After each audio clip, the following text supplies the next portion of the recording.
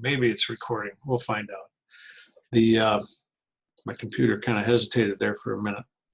So today what I'd like to do is concentrate on some part creation, different commands to kind of show you some of the features that SolidWorks has and the power that it has as far as creating parts goes. I mean, the drawing stuff seems pretty kind of a little bit mundane. It's not that much different than doing the drawings by hand, other than the fact that the geometry is all pretty much done for you. You don't have to create all the dimensions, line by line, for example. You don't have to create the views of the part line by line either. It's all done for you. But the world of creating parts is a little different. This morning, one of our students in the morning class had a question on a part he was trying to make. And I'm not going to delve into this too much, but it does concern sketching. So he wanted to make a part that looked like this. This is what the part looked like. So he broke it so that, I don't know why, on a sheet of paper, but anyway, it's 77 millimeters by 317 by 3 millimeters thick. And he wanted to figure out, he couldn't figure out how to do this full radius on the ends. So what he did was, he had started like this. He'd started with a sketch like this, just a rectangle. And what he was trying to do was, he was trying to make those radiuses in the sketch. And the radius would be 38.5 millimeters, right? Half the diameter, which is what this would be. So when you pick this corner, or you pick these two sides, it puts half the radius in there. When you try to do the other side, it won't do it. And it says the resulting selection conflicts. The problem is that you get zero geometry right at this point where the two radii meet. So he couldn't do it that way. And he was at a loss as to how to do it. Well, there's like a half a dozen different ways that we could do this. I could put a circle in the, I could put a circle in here, a 3-point like this. So it goes tangent to this line, and then tangent to that line. And then I could trim away all the stuff that I don't want, like this and these two corners. And I get that radius. Now I have to put the dimension back in there because that line that vertical line is gone. So that's one way of doing it.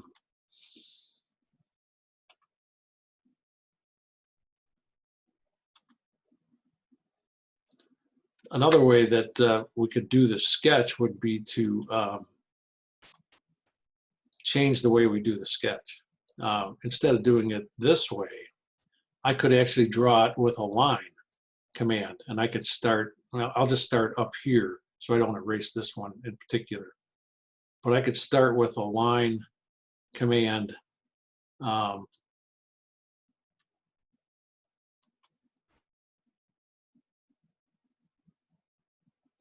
And then I could do this technique right here. What I did was, I had a straight line. Let me start this line again. From this point, I have a straight line out here, right? I'm drawing a straight line. But if I bring the cursor back to the point of origin and then pull it away, it turns into a radius command. And if you notice, as I bring it up here like that, at that point, my endpoints of my radius are coincident with the center of the radius. See that? So it's perfect. It's like, it's also a tangent. If I keep bringing it around to 180, then it's, you see it's got that dotted line that runs vertically. That means it's tangent to both. It's tangent to the line, and then my other end where my cursor is also runs through the center line, and would also be it'll be tangent to the straight line that I draw in here. So now I'm drawing another straight line, and I'm going to go out to the endpoint, to the virtual endpoint. You see when I get close, it tells me I'm vertical, but I'm not permanently vertical. So, but anyway, I'm going to put my point right there, and then bring my straight line out here again, then draw it back and get another radius. So now I've got it drawn with two radii, and I can go ahead and dimension this thing at 77. And then if I go between the radii, it always wants to put that dimension at the center of the radius. You see that? That's by default. It goes to the center. Well, I want to go out to the ends because that's the total length according to his drawing. So what I can do is I can highlight this dimension, and if I look at the property manager on the side here, and I go to the leaders tab and go down to the bottom, it says arc condition, and what it really means is where is my dimension line or my extension line coming from?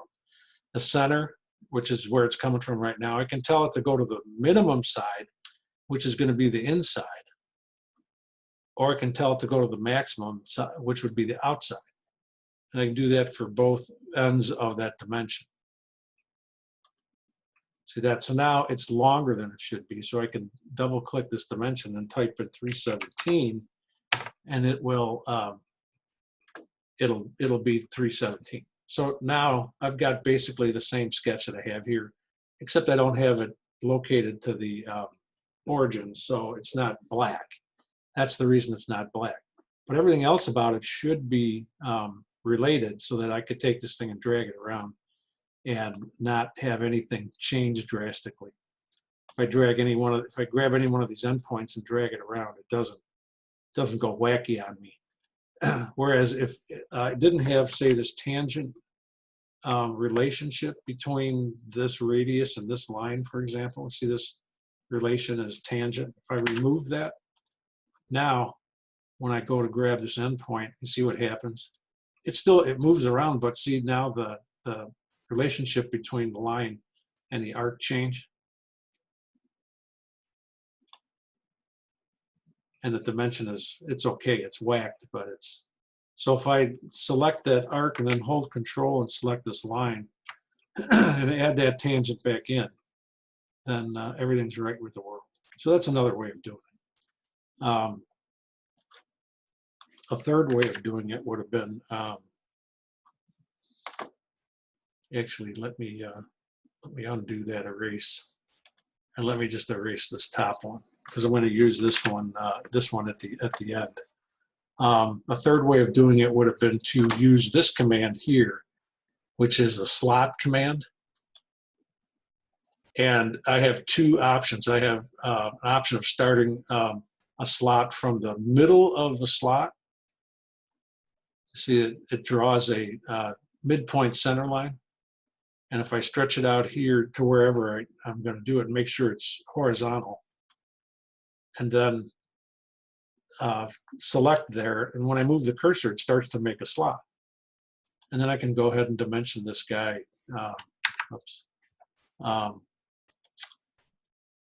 Just like I did before. And I'll still have to modify the dimensions that go from this radius to this radius.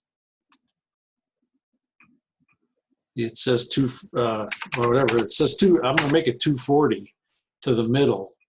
And if I change that now to, so that the extension lines are going out to the outside, it's 317. So that's another way. That's another way of making the that sketch that he wanted. You know, making the form. And then if I extruded that, everything would be great. So the very last way would be to leave the sketch just like he's got it here, a rectangle, and then go ahead and extrude this guy and say, okay, my sketch is fully defined, right? It's fully defined, it's all black, I'm good to go. I'm going to extrude this guy, and that's a little bit more than what he had, but I want to do more than what he had because it's only 3 millimeters, just to make it look better. So now I've got this block, right? So how do I round the corners on this one? I want to do a full radius on this.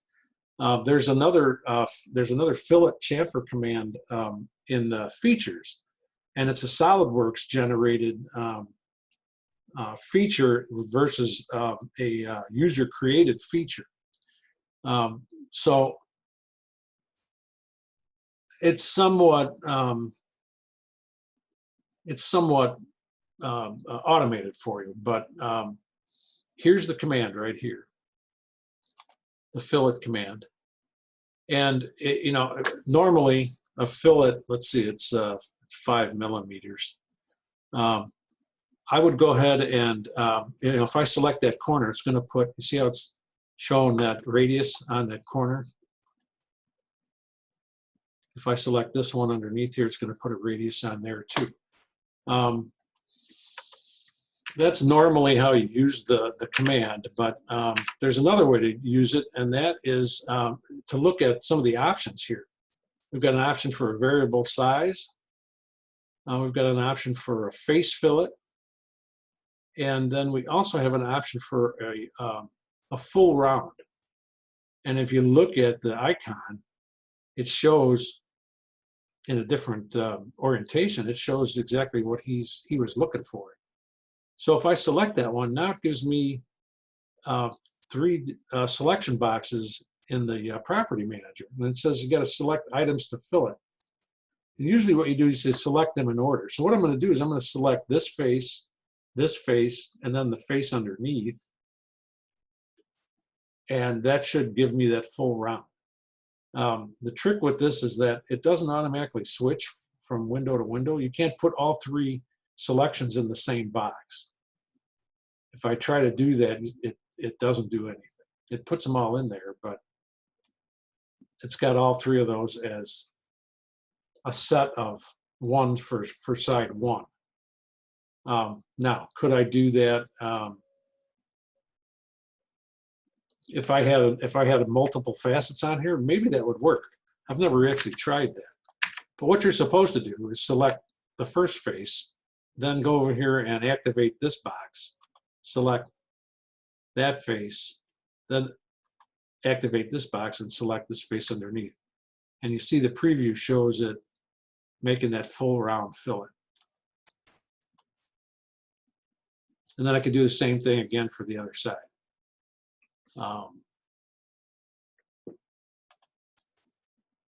And it'll be defaulted to the full round.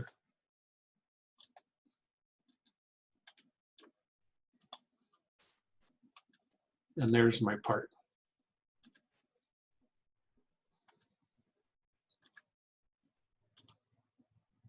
So that's how many different ways? 4 different ways to do that. And I probably missed one somewhere. It seemed like I did another one in the morning class, but I can't think of what it is right now. It might come to me while we're doing the rest of the stuff. So, okay. So let me move on to revolved cone.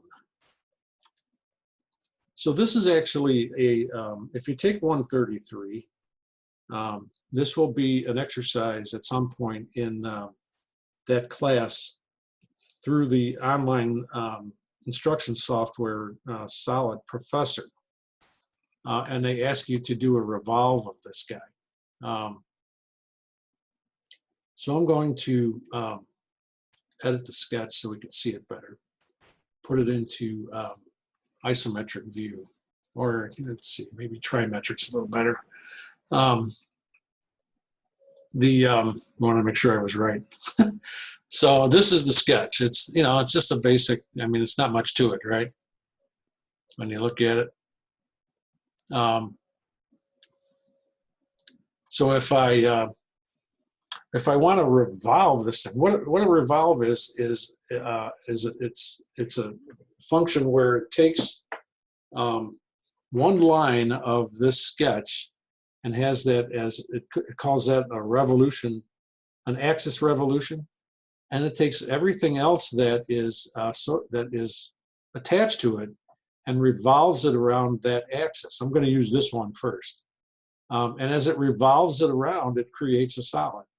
So I'm going to go to the Features tab and say I want to do a revolved boss. And it's going to ask me for an axis of revolution. That's the first box that's highlighted in blue. It doesn't have to be this line. It could be an axis somewhere else if that were a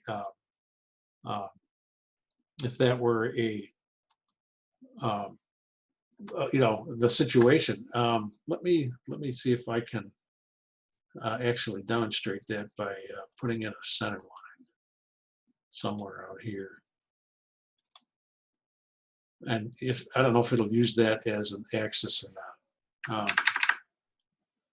I don't recall. There's certain commands that won't use, that will or won't use these lines. So let's do the traditional first. So I'm gonna go back to Features and say I want to do a revolved boss, and yeah, it did. See what it did? It took that line because I had it more or less had it highlighted, I think. And this is what I wanted to make at first. So there's my cone. So basically all I did was take that vertical line, call it my axis of revolution, and it automatically revolved all the other solid lines around it. And it's set to go 360. But let's say I only wanted to revolve at 180. I could do that. Now it's only revolved 180. It's only half of the full rev. So if I wanted to make a part like that for some reason, or if I went 90, I could do anything in between here. It would only be a quarter of it.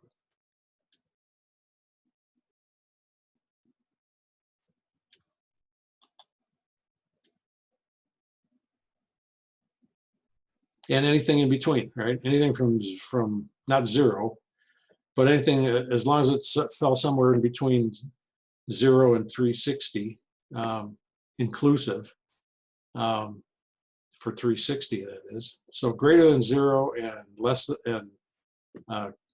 than or equal to 360. Let me go back and edit this guy and make it 360 again. So it's full. But let me go back to that, remove that and use this as my axis of revolution. So isn't that kind of interesting how it took that profile? You see the profile. There's the profile. And it took it and it revolved it around this axis, this center line. So if I say okay, so what I got then was a part that is hollow, and it's got a hole through it because there's that distance between the the axis center line and the point where the sketch itself starts. So if I were looking to make a part like this, that's probably what I would do. I'd probably put an axis off to the, I create the profile of my part. So when I look at this part, and let's just do a quick part section view. So now I've cut the part in half, and when I look at it from the right, I mean there's my sketch outline, right? That's the section of the part. So there's a lot of different ways to create parts using this command, just depending on what you sketch and where your axis of revolution is. I'm going to go back to our original axis and pick this one.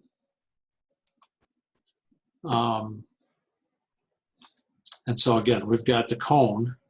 So now if I go back and again say, I don't want, let's see what happens when I use this line. It's the same profile, isn't it? Only it's just revolved in a different direction. So now I've got something that looks, what, frisbee-ish maybe? You know, it's got a little, maybe too much hump in it, but I could always, you know, change that just by modifying my sketch. So there's my sketch.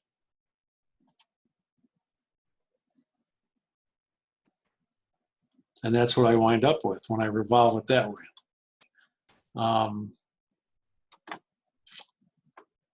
Let's modify this guy one more time. Delete that, and then we're going to add,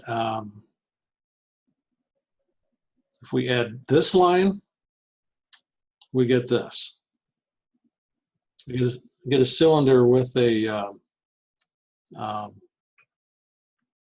we get a cylinder with a cone, a conical hole, you know, hole cut in it somehow. Be hard to make, but you could, you know, you could always 3D a part like that. If I take that line out and use this line, then I get something that looks a little different.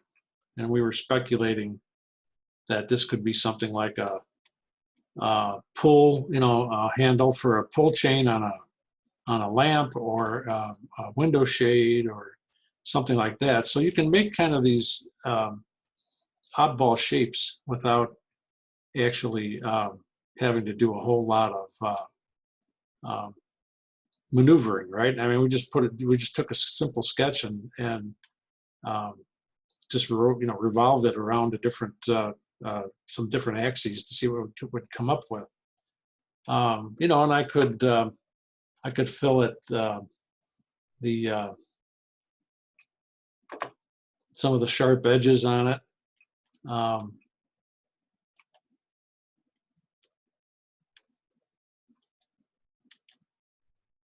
To kind of, you know, and then use these points, maybe, you know, if it were molded solid, you know, for another operation to drill a hole through it so that it could be used as some sort of chain pull or something like that, you know.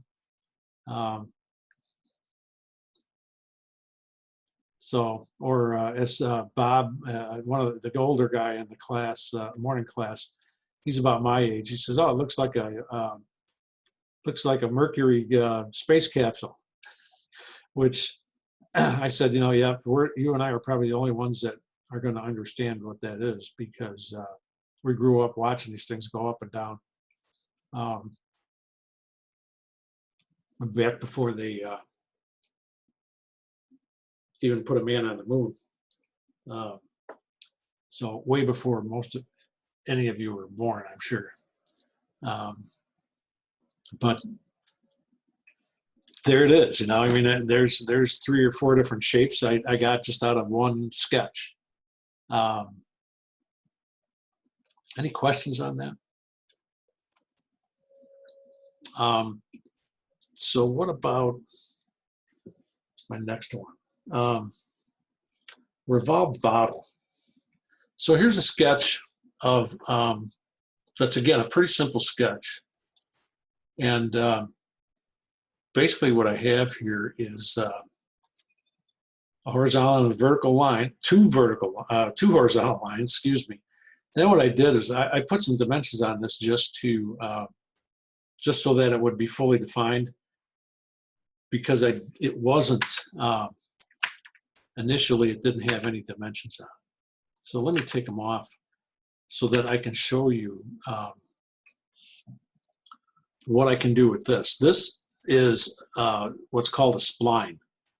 A spline is a line that doesn't have, it's not straight, it's not round. It can be manipulated. When you draw it, it's got, well, let me draw one out here. It starts out looking straight, okay, but until I make my first endpoint, and then you see what it does. It starts to curve, and then as I keep adding endpoints, I can make it curve, and then if I'm done, I just go ahead and escape out of there. But when I highlight it, I have these nodes where I can grab wherever I put an endpoint. I can grab this thing and I can manipulate it and change its shape. So it's kind of fluid, but only to a certain extent. I can't do things to it like make it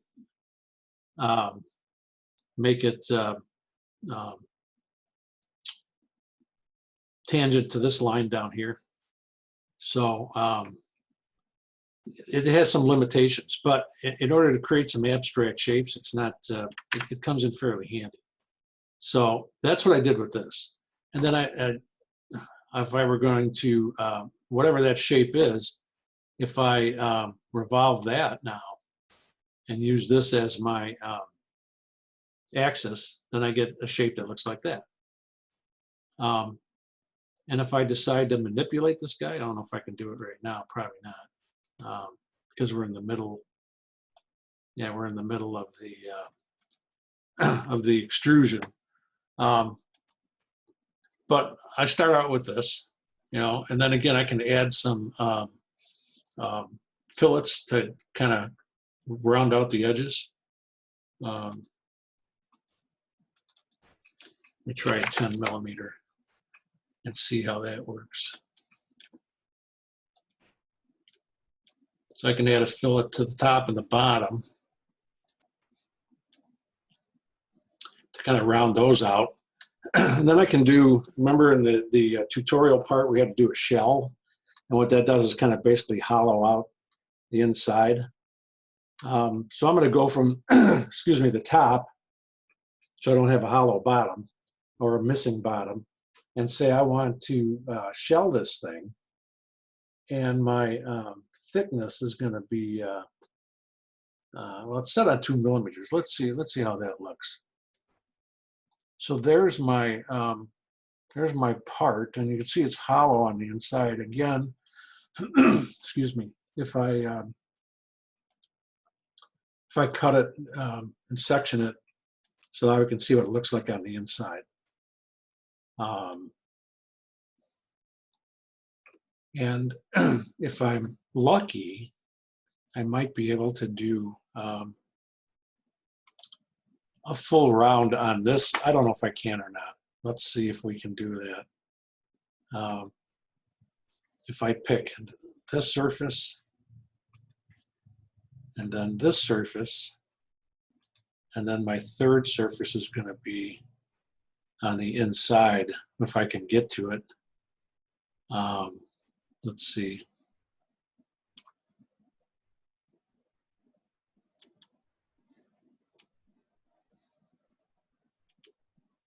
That's not going to work there.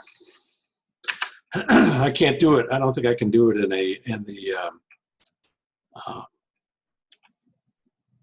because it is. Let's see if I can pick that. There we go. I just was thinking there was another flat in there. So all I was trying to do was make that less of a sharp edge on the inside. So when I look at the section of it now,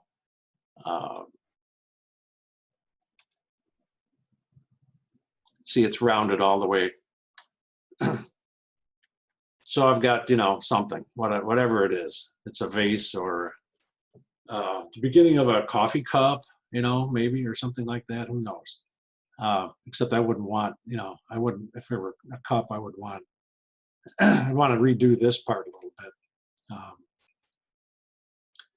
But another kind of an abstract shape. And if if I decide I don't like the,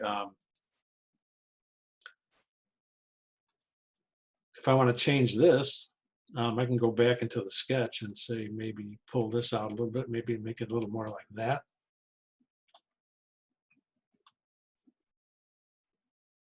Let's just leave it like that and see what happens. See, so now it doesn't have that. It's got less of a, now it's looking more like what a coffee cup might look like, if that's what I was going to be. But I can manipulate the shape just by manipulating the sketch.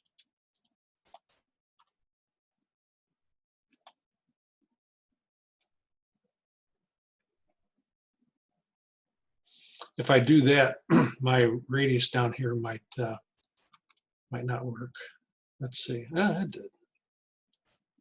So it's like pottery. It's like doing pottery in SolidWorks, isn't it? So that's you know, that's somewhat how the revolve command works. And I'm trying to go through in order here, from left to right. I'll get probably as far as extruded cut, and that'll be it, because we'll probably run out of time. Next on the list is should be the sweep. Swept bottle. That's the one I want to look at next. So a sweep is a different kind of a command. It doesn't use a full sketch and then rotate it around. What it does is takes two sketches. It considers one a profile and then another one a path. And if you look at the command, it says up here, this is the path, the profile, excuse me. And then this one is the path. I mean, you can see that from the icons, right? Profile shows a circle, and then the path shows the the linear path that the circle is going to take. So it's asking me to pick the profile. So I'm going to pick this round circle down here as my profile. And I'm going to just pick, and it automatically, see this time, this one, it automatically jumps to the next window. You know, which I'm not sure why some of the other commands don't work that way, but they must have their reasons. So for my path, I'm going to pick this straight line. And so right away it makes a cylinder. So that's great and all, you know, but it's pretty plain. So I've got this other sketch here, and I don't know that if I might be able to pick that as my path. But let's do this first. Let's look at the next one down here, which says guide curves. I can pick another sketch as a guide curve. So if I pick that sketch as my guide curve, what that's going to do is it's going to say, hey, we want to extrude this circle from here to here. We want the profile to actually follow this sketch here as well. So if I activate the guide curves and I pick this sketch, what it does then is it makes it follow that. Instead of being a straight cylinder, it makes it get wide and then gradually change its diameter as it goes from you know, the starting point to its ending point. So it starts out at one diameter, gets wider, and then it gets narrower, and you know, it ends at the top, at the end of the path. If the profile were shorter, I believe that it would stop where the profile sketch ended, because it wouldn't know what to make for a profile for the rest of the way. Either that, or it would continue in a straight line. I'm not sure which. I don't recall. So we could find out if you want by changing I could change this sketch, and it'll probably mess up a bunch of stuff. But what the heck? It's only SolidWorks, right? At worst, all I have to do is not save it and then restart it again. Can I change the height of this guy? Oh, no, I can't. See, I made it. Okay, so I know that for a fact. I made it. See this? You see this this green square here with the horizontal line? It's telling me that the endpoint of that and this sketch are horizontal. That's why I can't change the height of it. So I need to remove that horizontal relationship. And once I do that, now I should be able to drag this endpoint down. So let's drag this endpoint down. I know I can always put it back up there. Let's drag it down to there and say OK. And now let's redo our sweep and see what happens. So we're going to redo our sweep. This is going to be our profile, if I can select it. This is going to be our path. And now we see that our guide curve is short. So let's pick the guide curve and see what happens. See, it only went as far as the guide curve.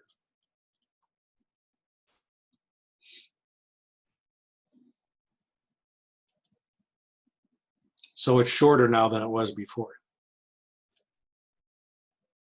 And I seem to have this little indent in here, which I don't know that I had before. But let's see what happens when my fillet, I know my fillet's not going to work because I left it in there from previous attempt. And so I want to modify it. So I'd have you take a look at that, because a lot of times these error messages are not that big of a deal. Here it says that it's missing items from the feature, which means the previous part that I had drawn in here, I picked those edges to create this fillet, and it can't find those edges now because the part's gone and a new part is inserted in its place.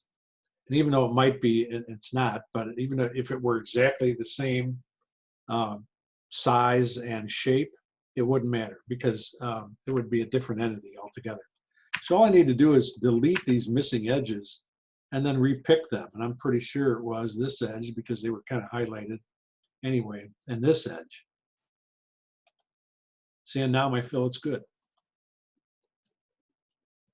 It's kind of weird looking bottom, but it's because that sketch is showing.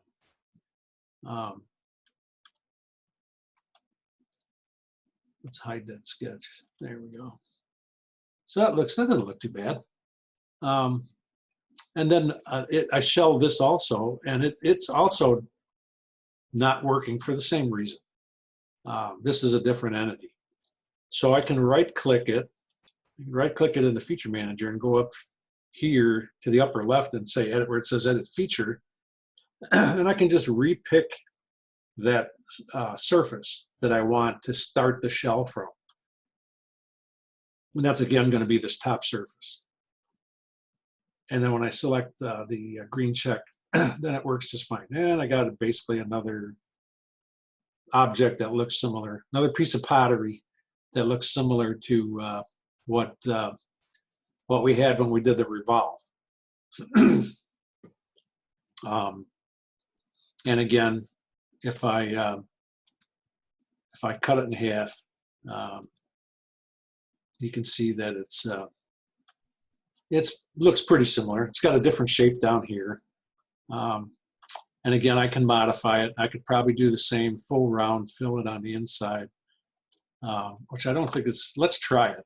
As long as we got it, cut. This is just a visual cut also. It's not really cutting the part in half. It's just hiding half the part. But I have a feeling that if I try to do this fillet in this mode, it's not going to let me do it. but you never know. I could be wrong. It'd be nice because it's a lot easier to pick the stuff.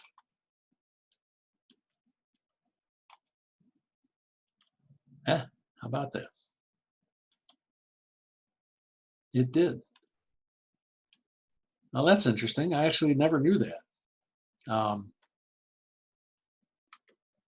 And so hopefully when I, when I remove that fillet goes all the way around there. So we got a nice smooth edge on the inside of that. So there we go.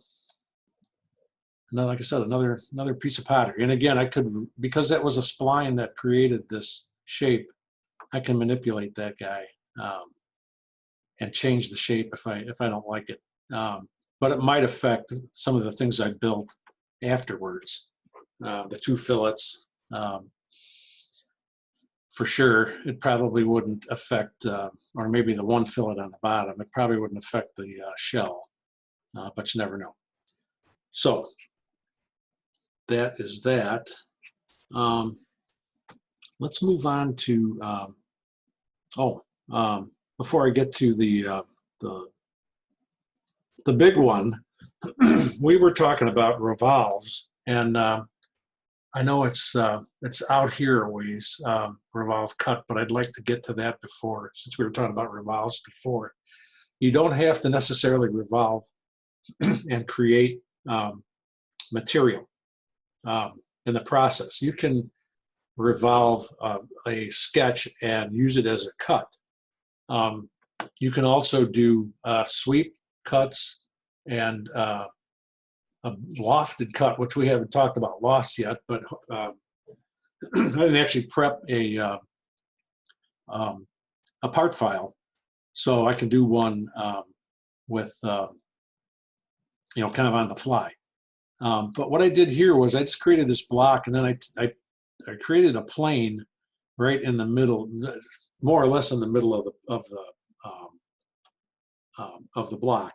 And the way I did that was I just took the front plane, I highlighted it in the feature manager, and that highlighted it in the user interface, and then I just held down Control, and then when I got to the edge where I got the double cross like that, I held down the left mouse button and dragged it, and you see it automatically makes another plane that's parallel to that right plane. And if I let go of everything and I say okay, then that plane will be there, like so. And there it is in the feature manager. Notice it's down underneath plane 1 because I made it after plane 1. But I can now sketch on any one of those planes. So I can take plane 1 and say, I want to open up a sketch on plane 1, and I want to be normal to, right? Remember, normal to means you're looking directly at it. You're perpendicular to it. And I want to create a cut in this part. So I'm going to do some sketching. I'm going to sketch a straight line, and we'll go from the midpoint down to here. If I want to be conventional, I could do something like this. Now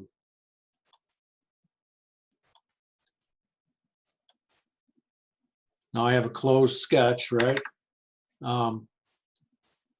And I'm not going to bother to dimension all this to make it fully defined. But if I go to my feature tab and say, hey, I want to do a revolved cut of this guy, again, it's asking me for my axis of revolution, just like it did when we're doing a revolved boss. And if I pick this vertical line that I drew first and say, okay, now what I've got is a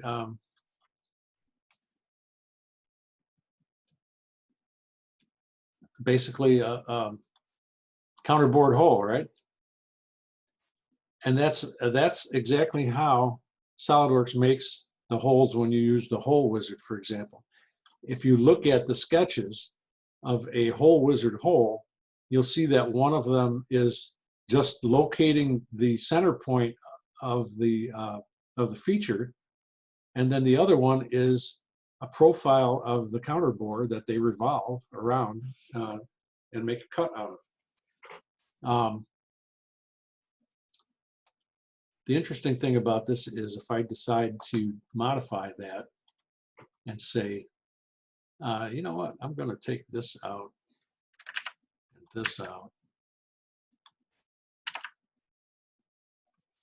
and this guy out, and I'm going to take a spline.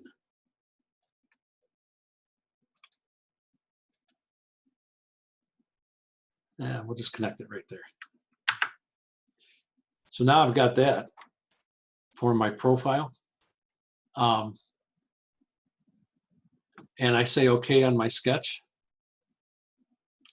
There's my hole. Be pretty hard to make, but I can cut any shape I want. Again, just like I can make any solid shape just by manipulating the lines. You know, as long as I don't put anything else out of the parameters that it's able to be formed, it should work. You know, could I produce one like this? Not you know, by machining necessarily, but it would have to be molded somehow, probably with that hole in it. And what would we use that for? I don't know. You know, there could be a use for it, but there it is. So we've got, and if I say, hey, I want to make this guy transparent so we can see through. So there's my hole. So you can do that with a revolved cut. Let's go to the wire rack. Now this sketch is also part of one of the tutorials in SolidWorks. So you guys could actually create this part on your own, and it'll give you step-by-step directions, which are going to be similar to what I'm doing, but I've already got the sketch done and a couple of profiles drawn in also. This sketch is what's called a 3D sketch. It's not drawn on any particular plane. It starts at the origin, but you don't open a sketch on a plane to start this. In order to start this, all we do is go to the sketch tab, and where it says sketch, if we hit the down arrow, the only two options are a regular sketch, where if I click that, it's going to ask me to select a plane. But if I select 3D sketch, well, then it doesn't do anything. It just creates this extra origin, this red origin. And you see that if I look at the triad here, it looks like it's showing me X direction and Y direction, right, according to the triad. So if I select a tool, the line tool, and I bring my cursor out here, now I've got a pencil for a cursor, and it says XY. And what it's telling me is I can only draw in the X direction, positive or negative, or the Y direction. Can I draw the Z direction? Yeah, I can, actually, sort of. It looks like I can when I start this. So let me start over here, away from that, and see what I did. It made another origin for me, and I'm still XY. And when I go out on the X axis, when I get to a point where I'm parallel to the axis, I get this long dashed line that tells me I'm in line. And then if I look at my icons next to my cursor, it gives me a yellow origin kind of an icon there that tells me I'm right on that line like I should be. So I can draw positively or negatively. I'm going to go this direction and go X whatever, and then I'm going to go Y. And again, when I'm not vertical, you see that it's that yellow box isn't there. But as soon as I get vertical, now it says, hey, you're right on the axis again. Okay, so I'm going to draw up a ways. So now I got two lines, right? I've got a line going in the x direction, negative x and positive y, negative x, positive y. If I come out this, whoops, I did this the last time too because I came back to the origin and then pulled away, so the line became an arc. But if I start at that endpoint again, x gives me that icon, y gives me that icon. If I go out this direction, it looks like I'm right on the z-axis, doesn't it? Because I'm getting that dotted line, but I'm not getting the that yellow box. So it's not telling me, yeah, you're locked onto an axis. And if I draw this line out here, and then hit escape, well, it looks pretty good, doesn't it? You know, it looks like this is negative x, this is positive y, and this is positive z. But watch what happens when I rotate the drawing around. The sketch. I mean, look at that. You see how it's like, it doesn't really look like it's going to z direction anymore, does it? It's kind of whacked. It's rotating all over the place because it's not locked in. So you have to be careful when you draw like this that you do this one thing. When you want to draw in a different direction, other than X, Y, for example, which is where it starts, you have to hit the tab key. And the tab key will change your axes, in this case, to Y and Z, which means I can draw in the Y direction and be right on the axis, and I can draw in the Z direction. So now I can go this way, and now I'm getting that yellow indicator that says I'm good, and I can go up, and that's not a problem. But if I go out the X direction, then it's not going to work for me. Even though I've got, you know, this kind of square going here, it's not going to work. So I have to hit tab again, and now it's locked into Z and X. So yeah, I can draw, you know, I can do this guy, but I can't do Y. I have to go back to XY or YZ in order to be locked into Y. So you just have to remember to hit the tab key and make sure you're going in the proper, you're set up to go in the proper direction. And now that these are all set up that way, if you notice when I rotate the sketch around, you see how they don't go all cattywampus like they did before? Because they're locked into their axes. So they rotate just like they're supposed to. Okay, so that's the gist of 3D drawing, 3D sketches in SolidWorks. That's the gist of it. I'm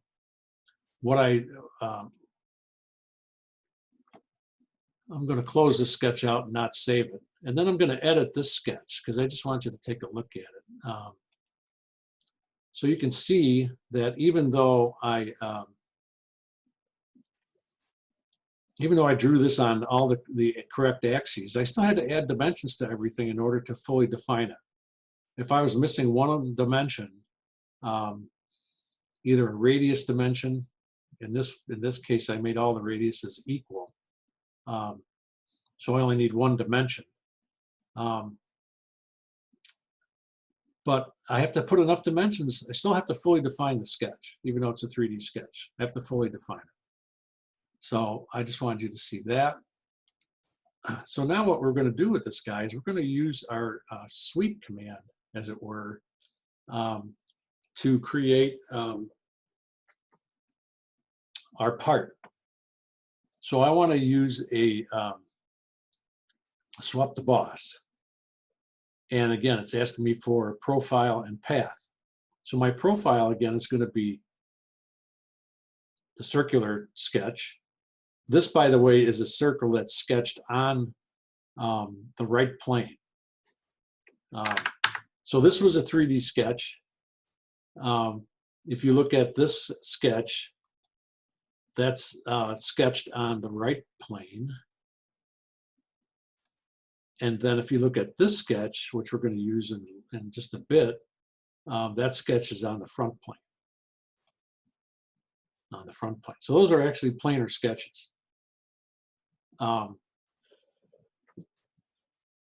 there's a little bit more involved in getting this guy where he needs to be, but it's not a big deal. So again, we're going to do our swept boss, and we're going to say, this is our profile, and this 3D sketch is our path.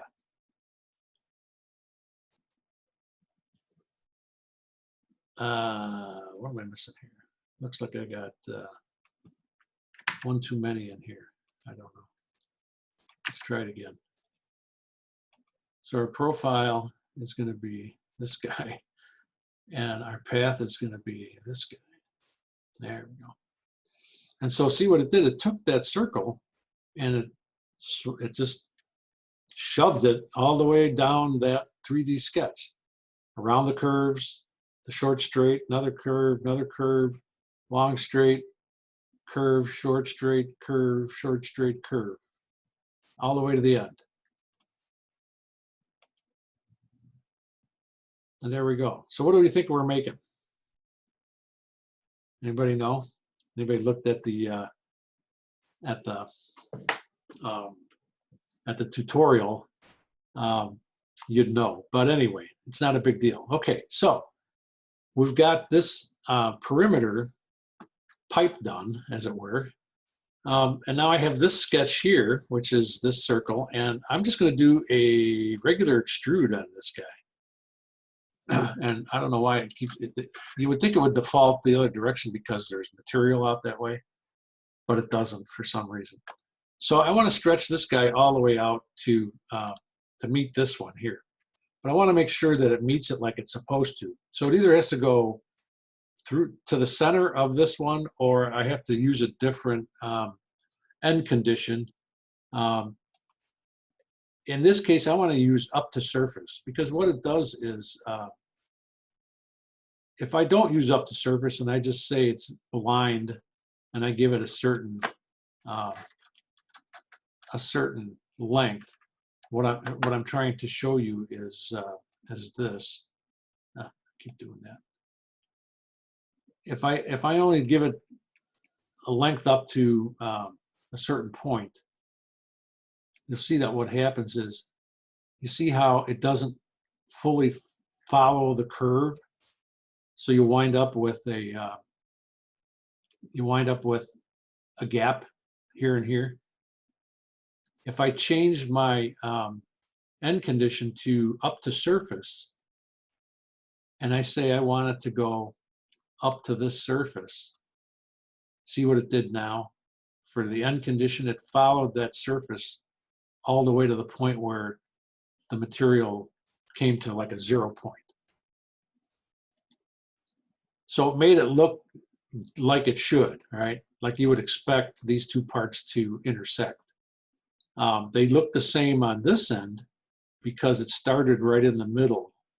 So this piece actually started in the middle and came blasted out this direction. So of course it has material all the way around. There's no gaps. I could have decided, I could have figured out what the center, what the dimension was from the center of one to the center of the other, and call that as its blind dimension, and it would have worked. That would have worked too. It's just easier to use the up to surface. So what we're going to do next is pattern this this cross piece. And I've got a pattern in here from the previous one that is not going to work because it's missing a direction, I believe. But again, it's a problem. It's an issue with this that's not that hard to fix. Most issues are not that hard to fix. Some of them are, but usually if you have if you open up a part file or a drawing file and it's got some cautions in it about issues with either the drawing or the part file, they're relatively easy to fix as long as you go about it logically and process of elimination. So I'm going to go ahead and I see this pattern's got an issue, so I'm going to right click it and say, well, let's edit the pattern and see what's going on. So it says the edge used to define the direction of the pattern can't be found. That's because it's a new part again. It's new surfaces. It can't find any of this stuff. So it wants to know what direction I want to pattern the items that I'm trying to pattern. And the item that I'm trying to pattern is, let's see if it's picked in here. It doesn't look like it's picked either. So the first thing we have to do is decide on a direction. Well, I want to pattern this guy, and I want to put a total of 6, including this one, in this direction. So I'm going to pick this surface, and I see this arrow here that's telling me up the pattern's going that direction.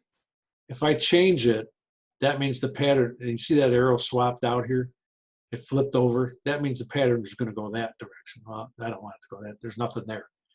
And I don't have a feature called out, so I need to decide what I'm going to pattern. So the last thing I made was this cross piece, and that's this extrusion right here, I believe. So that's going to be my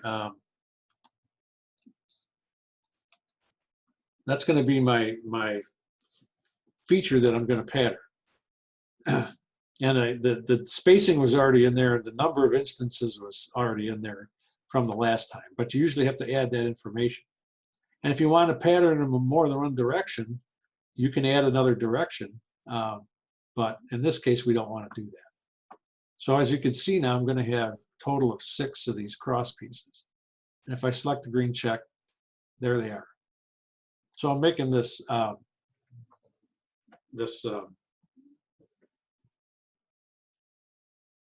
grill, grate, or whatever you want to call it.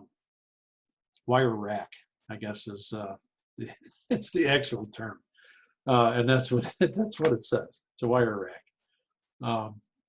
but it's only half the rack. So I want to do one more thing that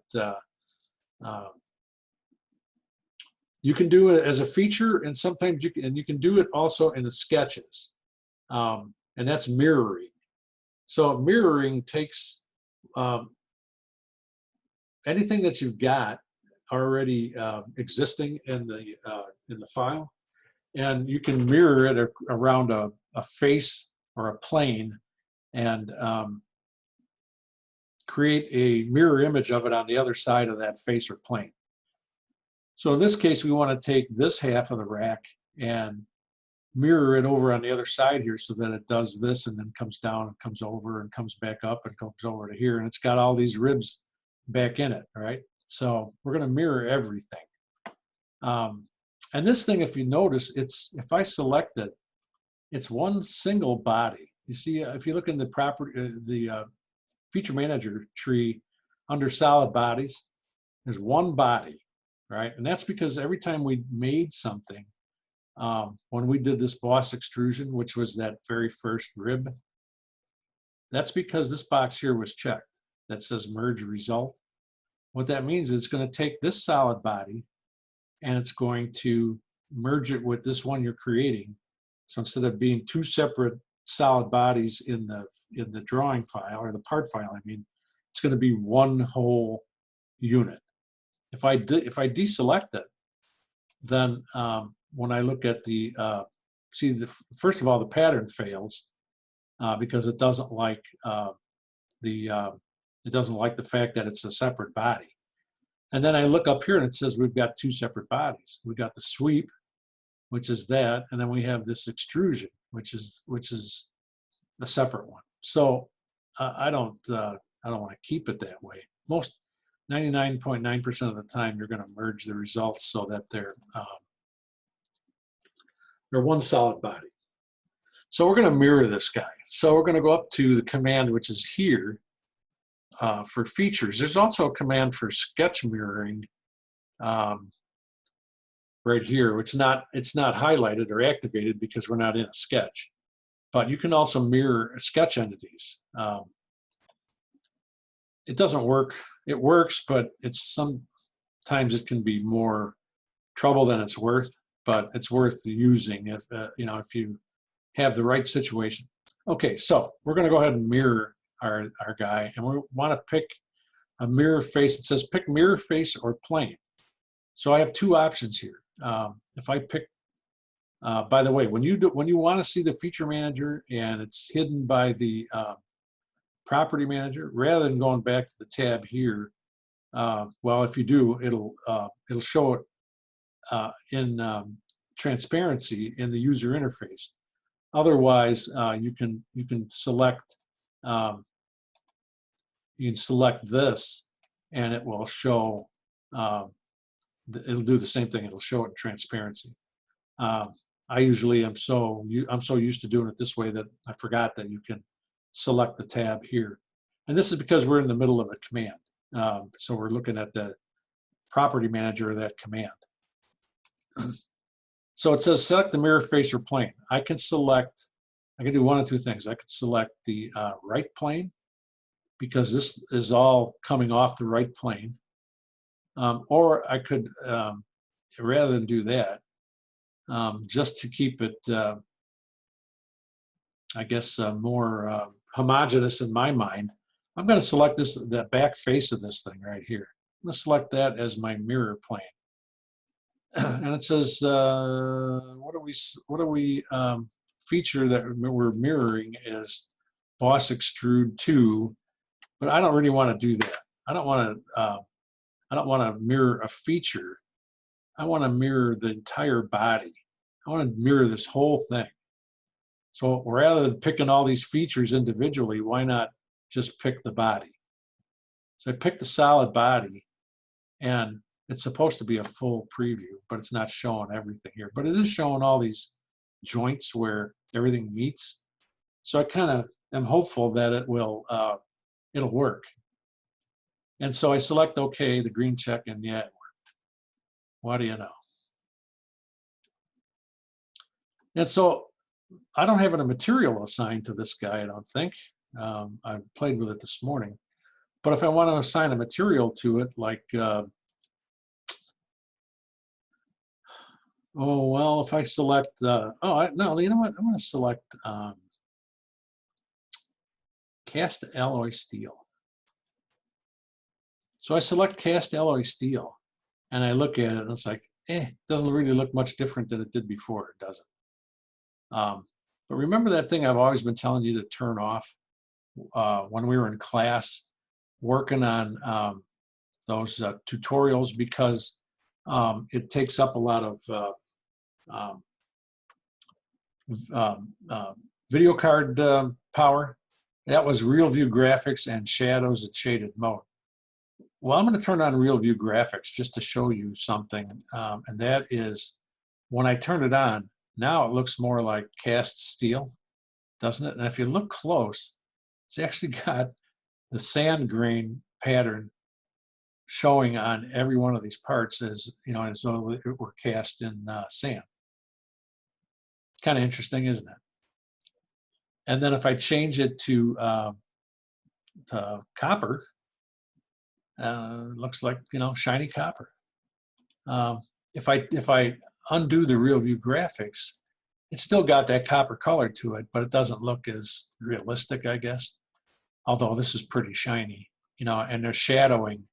The lighting creates these shadows, and you can adjust the lighting, but it's more trouble than it's worth, you know, for what we do. But again, I can change it to, what about chrome stainless steel? Boy, you really want to put your sunglasses on for this one. But, you know, again, if you were going to buy this rack in the store, it probably would be chrome plated at least. You know, I don't know if it would be stainless, but it'd be chrome plated more than likely. I can go with nickel plating, and that might look a little bit better, more like what it would, you know, look like in real life.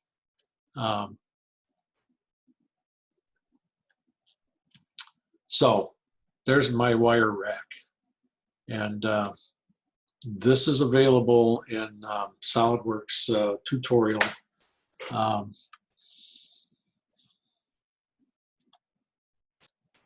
Right?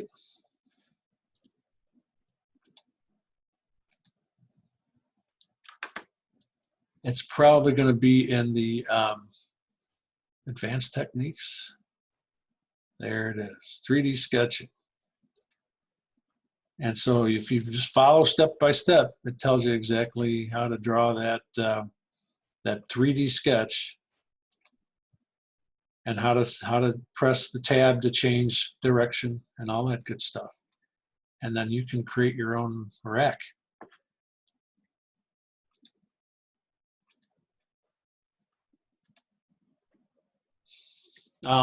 Any questions on that?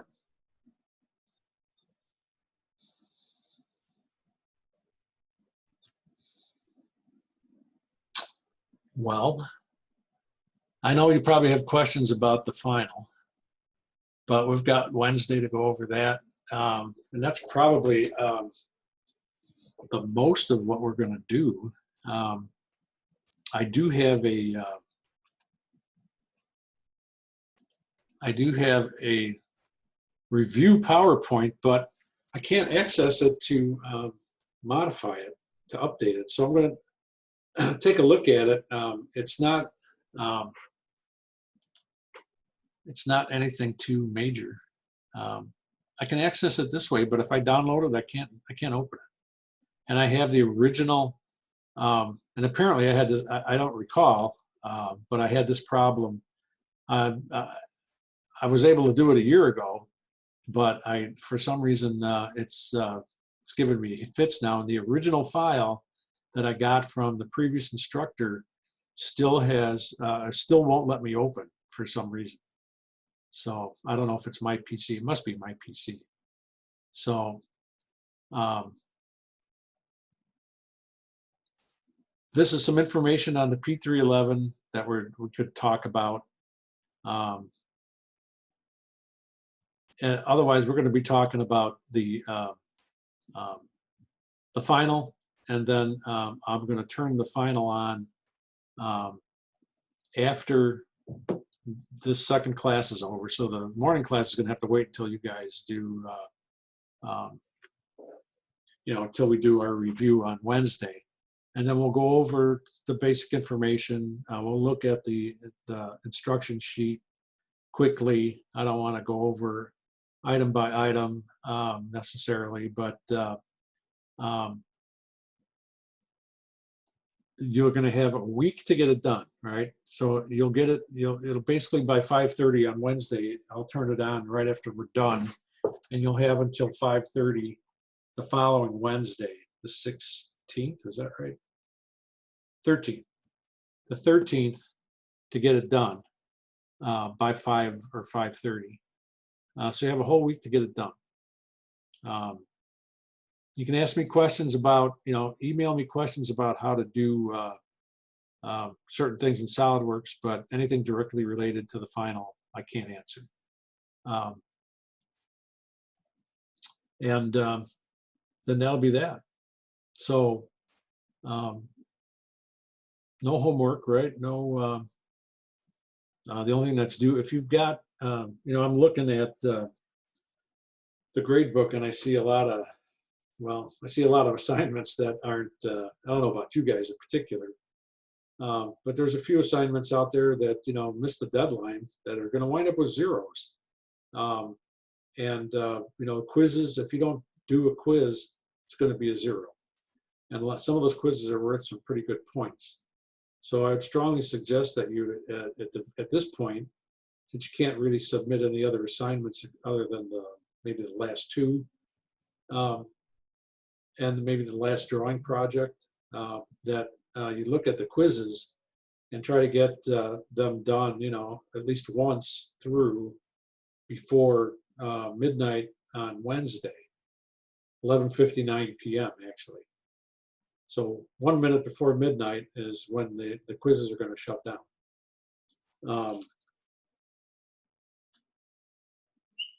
So I would suggest that you take a look at the quizzes that you're missing and get them done.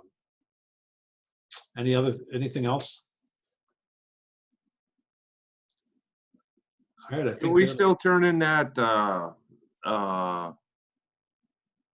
P50 or whatever it is, or is that time's up on that? Is the time up on it? I didn't just think- remembered I had it done. I just don't think I ever sent it. And it's only worth 10 points. So if it is, it's no big deal. But Yeah, I don't recall if I've even, I don't think I've graded any of them yet, or what I was going to do with that.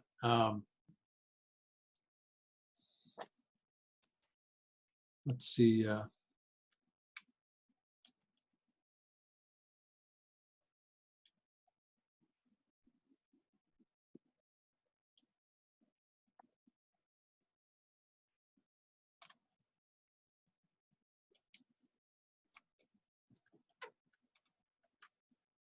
No, you got till May 6th.